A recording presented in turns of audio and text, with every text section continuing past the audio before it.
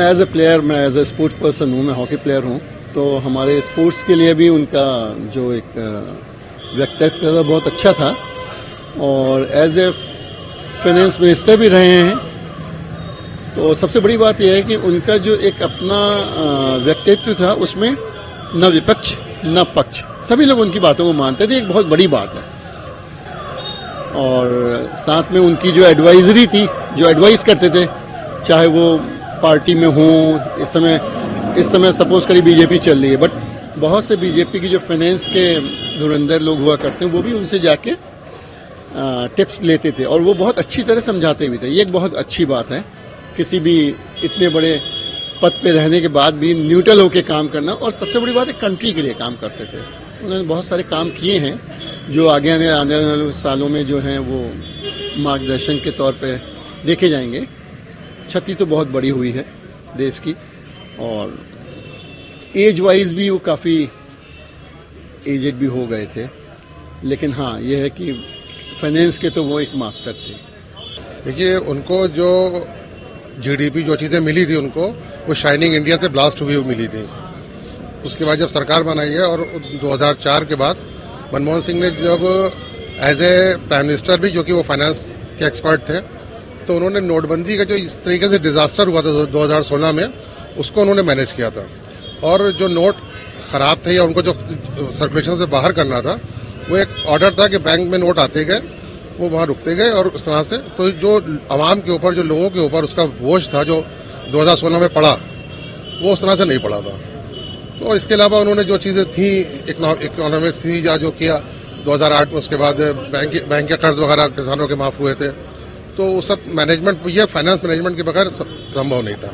देखिए, जो 2014 के बाद जो हुआ वो आप देख रहे हैं। जो चीज़ें हो गई थी, जो भी डेवलपमेंट्स थे या जो प्रोजेक्ट्स थे, वो तो मेरे ख्याल में चल नहीं रहे, बल्कि चीज़ें बेची जा रही हैं। बंदरगाह है, उस जमाने में कुछ चीज़ ऐसी थी नहीं थी मेरी जानकारी में, कम से कम, जिसको किसी को कारपोरेट सेक्टर को दिया गया हो कि आप ही इसको होल्ड करेंगे। जैसे अडानी इस वक्त वो चला रहे हैं आपके एयरपोर्ट या और पोर्ट हैं, बंदरगाह वगैरह, तो ये बगैर फाइनेंस उसके तो नहीं, संभव नहीं था। माननीय मनमोहन सिंह जी का जो कार्यकाल था वो बहुत ही स्वर्णिम कार्यकाल था।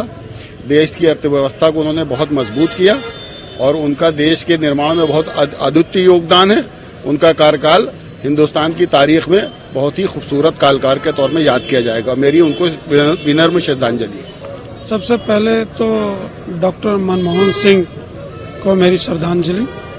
और मैं आपको बताऊं, आरबीआई के गवर्नर से लेके विदेश मंत्री से लेके और 2 बार भारत के प्रधानमंत्री रहे। उनके समय में आर्थिक व्यवस्था बहुत मजबूत हुई और देश को इतने अच्छे संतुलन से उन्होंने चलाया। और जहां तक मैं समझ रहा हूं कि देश को उनकी बहुत याद आएगी आने वाले समय में। और मेरी जो इच्छा है, मैं तो कहूँगा कि सरकार से कि उनको भारत रत्न दिया जाए, क्योंकि वो वाकई में भारत के रत्न थे। उन्होंने कभी विपक्ष और पक्ष नहीं देखा। अगर कोई भी पार्टी उनके पास जाती थी तो वो देश हित की बात करते थे, और अगर कोई सुझाव अदर पार्टी विपक्ष भी उनसे मांगता था तो वो जो है उनको उसी तरीके से जो है सुझाव देते थे। और देश के लिए बहुत बड़ी क्षति है और ये कभी भी भरपाई नहीं की जाएगी। जो है मनमोहन सिंह जी जब देश के प्रधानमंत्री हुए, उसमें भारत की आर्थिक स्थिति बड़ी खराब थी और देश जो है दिवालिये के कगार पर था। लेकिन उनके आने के बाद उनकी आर्थिक उदारीकरण की जो नीति आई, वो आज समृद्ध भारत और विकसित भारत जो दिख रहा है, उसकी नींव का काम मनमोहन सिंह ने किया। इस नाते उनको भुलाया नहीं जा सकता। इतिहास में वो अमर रहेंगे और इतिहास उनको याद करेगा। और समय देखिए, जिस दिन वीर बालक दिवस कल था, और वीर बालक दिवस जो सिख धर्म के बच्चे जो शहीद हुए थे, औरंगजेब ने शहीद कराया था, उस दिन उनका निधन हुआ है और वो भी सिख थे। इस नाते देश के लिए उनका योगदान मील का पत्थर साबित रहा है और रहेगा। और देश के लिए इतिहास में वो बड़े अक्षरों में याद किए जाएंगे, क्योंकि देश की जो आर्थिक नीति को उन्होंने प्रतिस्थापित किया। आज भारत जो विकसित भारत दिख रहा है, वो मनमोहन सिंह के जो नींव बनाई हुई है उसको उसी रूप में दिख रहा है। तो इस नाते भारत के लिए महत्वपूर्ण है, इतिहास के लिए अमर है। वो एक ऐसे व्यक्ति थे जिन्होंने भारत की इकोनॉमी को ऑन ट्रैक लाया। आफ्टर 1991 ग्लोबलाइजेशन हुआ, अपनी इकोनॉमी को ओपन किया, तो उनका बहुत बड़ा कंट्रीब्यूशन रहा है।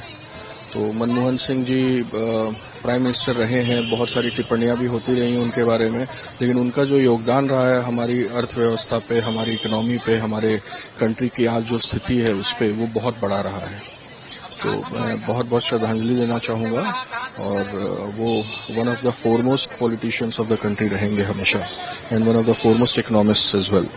उनका जाना देखिए समय तो किसी के लिए रुकता नहीं है, उनको याद किया जाएगा, अच्छी बुरी बातें सभी कही जाएंगी, लेकिन मैं बहुत ही सकारात्मक रूप से उनका प्रेजेंस जो था हमारे देश में वो देखता हूँ।